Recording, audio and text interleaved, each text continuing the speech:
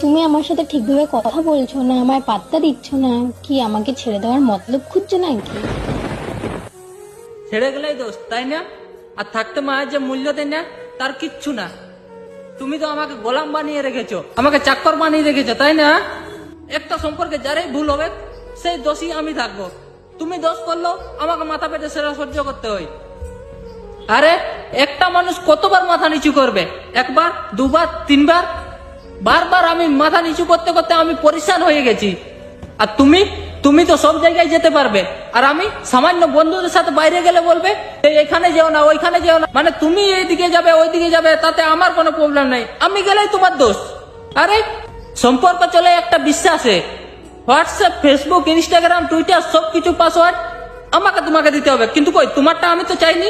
আরে এটা নিয়ে কোনো বিশ্বাস হয়? যার কথা বলার থাকবে সে এমনি তো গিয়ে কথা বলবে, সবকিছু কি